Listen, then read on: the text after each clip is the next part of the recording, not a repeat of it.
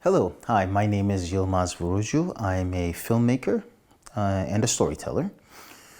And I work with socially inclusive organizations, mostly in telling their stories and in campaigning on their behalf. Today I'd like to talk about a concept that I like to coin as social campaigning. The reason I use this wording is because advertising, in a way, is viewed as negatively by organizations that promote social inclusion and equality and that are active in our communities. And there's a connotation to the word advertising that kind of suggests that it's manipulative, or that it could be a stretch of the truth, or that it is utilized for purposes such as selling or promoting a brand or a campaign or an organization. So I'd like to overcome this negative connotation by calling it social campaigning. And I think the thing with social campaigning, or what I like to term as, what I like to call as storytelling in a way, because that is what we're doing through social campaigning, is that it's been something as old as time itself. Like when you look at the history of humanity, we've survived by passing on information and knowledge. Our communities have thrived by telling stories on the past and on the future and on what lies beyond our scope. And this has been a tool that we've been using since the beginning of humanity, so to say. So what is social campaigning? For me, it's heartfelt. It's not devious. It's not something that is manipulative. It's something that's a product of the communities, and it's a way for communities to express themselves and to get out there and connect and build bridges with other communities or other individuals.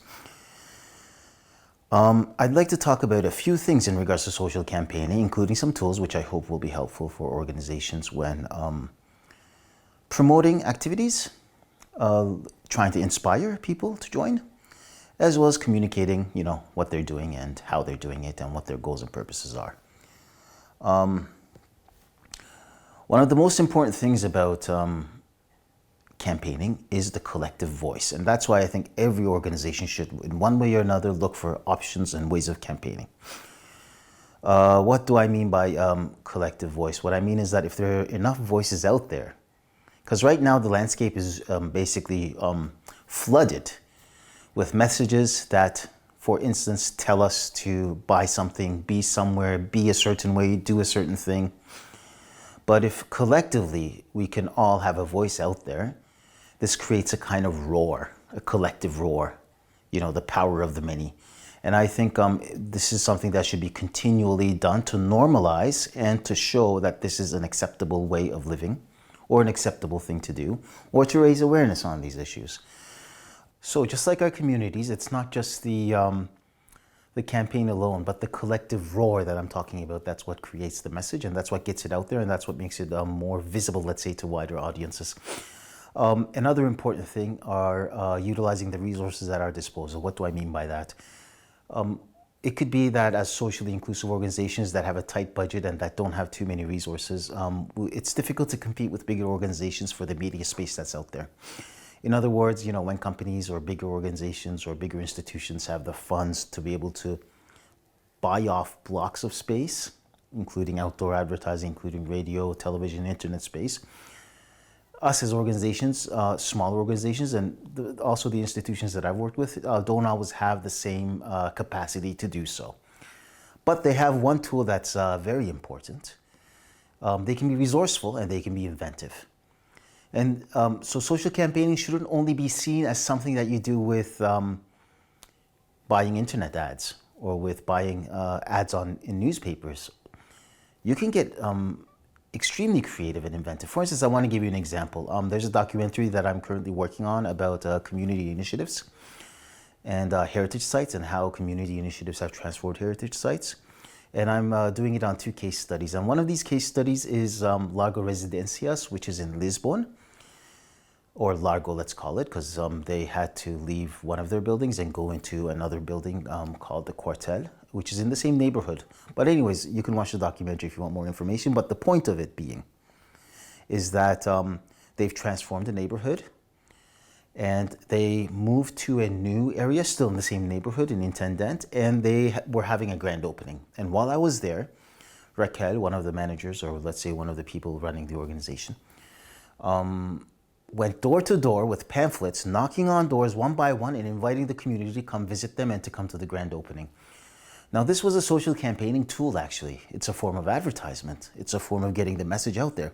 But it is so unique and it is so, let's say, connective, right? It's building bridges in a way that it can even be more impactful and more effective with the community in reaching the local community than running ads worth millions of dollars. Another example I want to give, again, within the realms of the same documentary that I'm producing, is the Stara Turnitsa, or the market hall in Bratislava. And this market hall is basically an old heritage site in the middle of the city that was revitalized with the Market Hall Alliance and their efforts. And staying true to the purpose of the building, what they have is every Saturday they have a local farmers market. And they curate basically the stalls there. They really give attention to who it is that's offering goods and services there. And these are mostly local producers, people from the community who are making something and want to sell it. And you can find lots of original stuff there. But what they do is they have a magazine that they print. Printing costs are not that much. And in it, they feature the stories of the farmers and the producers who are selling at the market.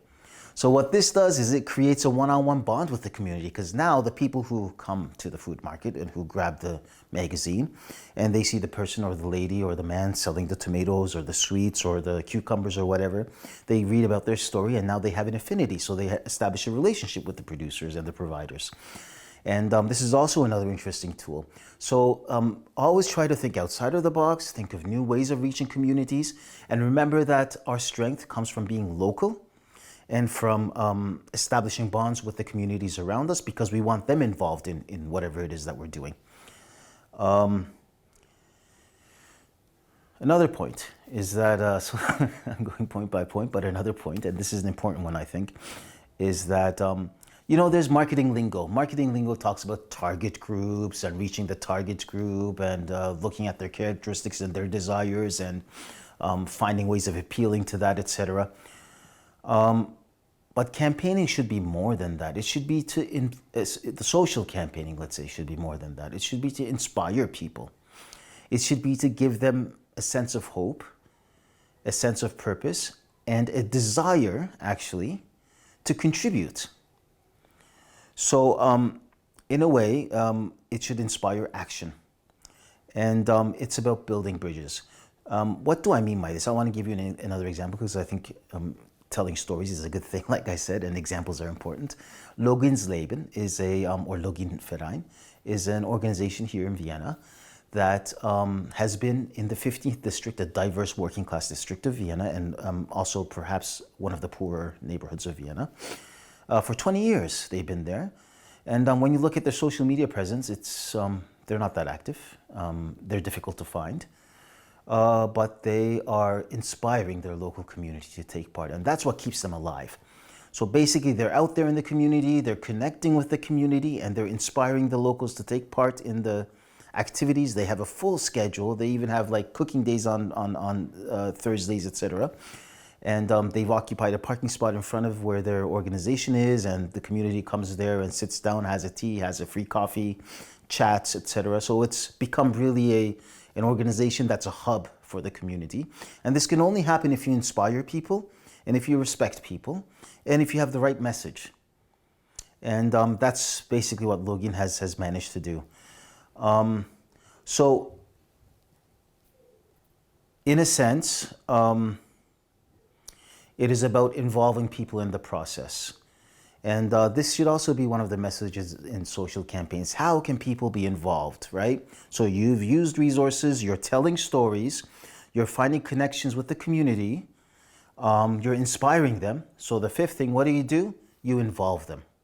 And how do you do that? Again, you can use different tools to do that. You can have a call for action. You can say, come on down and let's talk. If it's online, you can inspire them to go sign something, a petition or whatnot. Or you can be more grassroots. And one example of this is the Place City project, which was an international project. And the foot here in Vienna was in Floridsdorf, which is a very unique kind of district with a lot of traffic. And what the project initiators did is they created a kind of pop-up furniture stand that could be taken anywhere in the city, or in Floridsdorf in the district, and utilized as a space where people can engage, obtain information, exchange knowledge, and just sit on, exhibit in, show films in. So it was a very unique thing. It was on wheels, and you could just roll it over to the next neighborhood or in front of the next shop that wants to be a part of this movement. And you could involve the local communities in the aspect. And I think that's also a very important tool for social campaigning. So to summarize, I think, as I said, storytelling is a key element, being honest, transparent, involving our communities and the collective roar. We need to be out there. We need to campaign. We need to show that communities have a voice, and that the issues and the themes that are important for communities are actually extremely important. Otherwise, what's going to happen is they're going to be gentrified, utilized by corporations or other purposes as a message that benefits whatever it is they want to benefit. And so I think it's definitely something that every initiative, every organization, every NGO should utilize, and we should break the stigma around it. And we should not be ashamed to tell our stories in a transparent way to our communities. Thank you for listening. I hope this was beneficial to you as well. It was definitely fun for me to put together. You can visit the Wonderland website for more information. And I guess that concludes our webinar on this topic.